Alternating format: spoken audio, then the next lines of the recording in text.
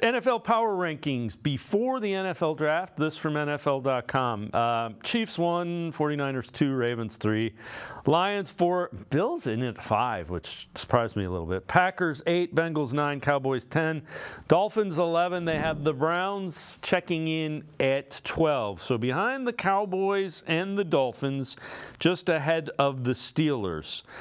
Quincy, I know you've kind of addressed this. Are the Browns one of the most underrated teams in the NFL, do you think?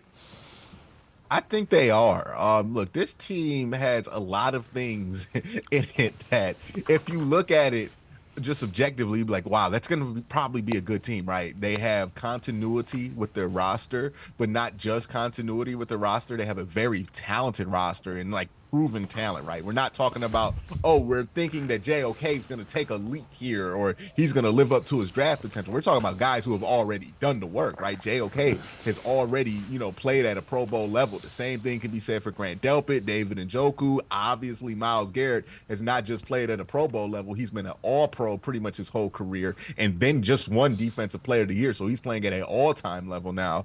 And you have the offensive line that's full of really good players. Like, you have a ton of proven NFL talent. And not only is that talent proven, they're veteran players who are in their mid to late 20s, which is the exact kind of range that you wanted.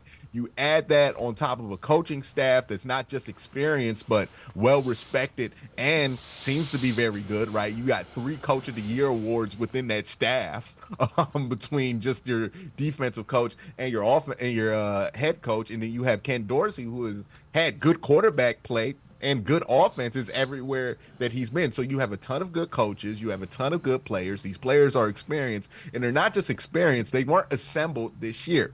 The teams that rely on people to start, mainly from guys they got in March and April, those are never the teams we talk about in January and February. The teams that fly under the radar during this time, like the Browns are, because they have a ton of continuity, they have a ton of talent, they don't really need to make those giant changes. Those are the teams that you always have to watch out for, because those are the teams that have the continuity, the experience, and the experience with each other to be able to do what needs to be done in those later months to become Super Bowl contenders. Is it fair enough, simple enough that, people that are ranking them in the middle of the pack there, 12 is pretty much middle of the pack, they want to see it's a prove it. Deshaun Watson, prove it to me. Prove to me you're back. Yeah, and the Deshaun Watson thing is a little weird to me because I think I think people have put his play in a category of bad that I don't think it really belonged in. Like, I thought it was above average. It wasn't great. It wasn't spectacular. It wasn't awful. It was slightly above average. And also, I think people are making assumptions that, hey, if Deshaun Watson doesn't play well, this team won't be good, that just aren't true, because those assumptions are based in his salary. And the reason that would matter, his salary, is because, hey, you're saying Deshaun Watson has to carry this team because they don't have much around him. That assumption is not true, right? This roster has a ton around Deshaun Watson. So if that's not the case, then I think people are overestimating or overvaluing Deshaun Watson's play and how that's going to affect the Cleveland Browns in a negative way, because Deshaun Watson can have a bone average year this year. The Browns could still be the 1 seed.